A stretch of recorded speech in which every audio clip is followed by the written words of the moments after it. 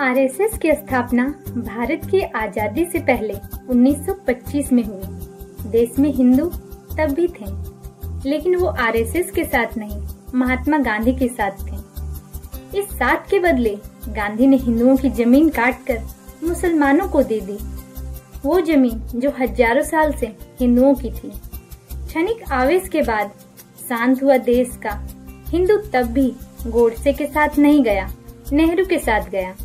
4 दशक बाद 1980 में भाजपा बनी, लेकिन देश का हिंदू तब भी भाजपा के साथ नहीं था, इंदिरा के साथ था, राजीव के साथ था। तब संसद भवन, राष्ट्रपति भवन में रोजा इफ्तार होता था। हिंदू ने कोई ऐतराज नहीं किया। हिंदू तो अपने घर में माता को चूनर चढ़ाकर खुश था। हज के लिए स्वीकृति दी जा रही थी। हिंदू तब अमरनाथ, वैष्णो देवी की यात्रा में आतंकियों की गोली खा रहा था, फिर भी खुश था। ट्रेनों में, पार्कों में, बसों में, सड़कों को घेर कर नमाज होती थी। बेचारा हिंदू खुद को बचा के कच्ची पगडंडी से घर ऑफिस निकल जाता था। दिल्ली में CAA NRC के विरोध में महीनों धरना चला। हिंदू 15 से 20 किलोमीटर के चक्कर लगाकर घर ऑफिस जाता था, लेकिन फ्री के चक्कर में केजरीवाल को जिताया। भीषण दंगों का दंश झेला। पूरे देश में वक्फ की आड़ में अनगिनत मस्जिदें बन रही थीं। हिंदू को कोई ऐतराज नहीं था। वो तो तब अस्पताल मांग रहा था। जगह जगह मजारे बनाकर जमीन कब्जाई जा रही थी।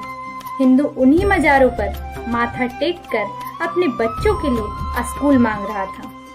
फिर एक दिन हिंदुओं ने अपने आराध्य श्री राम जी का अपना एक मंदिर वापस मांग लिया, लेकिन कुछ लोग रावण की तरह अभिमान में डूबे थे।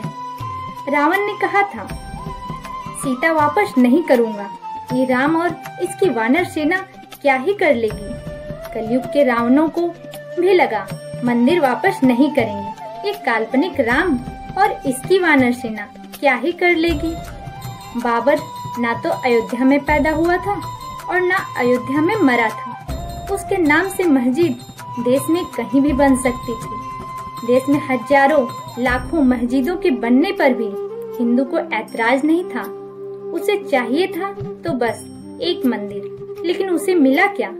माथे पर लगाने के लिए राम भक्तों के रक्त से सनी अयोध्या की मिट्टी, अर्चन के लिए खून से लाल सरयू का जल, अर्पण के लिए ट्रेन की बोगी में जली हुई राम भक्तों की लाशें।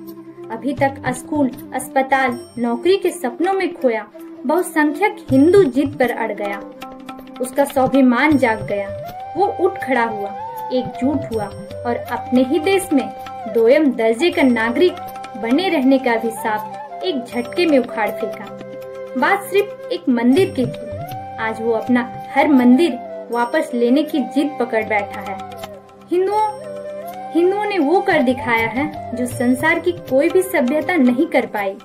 ना यहूदी अपने धार्मिक स्थल वापस ले पाए, ना ईसाई और ना पारसी, और ना ही मुसलमान यहूदियों या ईसाइयों से अपने धार्मिक स्थल वापस ले पाए। लेकिन हिंदुओं ने इनके जबड़े में हाथ डालकर अपने आराध्य का घर वापस ले लिया। ये मस्त वानरों की टोली है, इनके रास्ते में मत आओ। भले ही आप राजनीति के सर्वोच्च पद पर हो या धर्म के, ये राम की वानर सेना है जो लड़ना भी जानती है और जीतना भी। और हाँ, अयोध्या तो झांकी है, अब हिंदू राष्ट्र व मथुरा काशी बाकी है। भारत माता की जय। वंदे मातरम।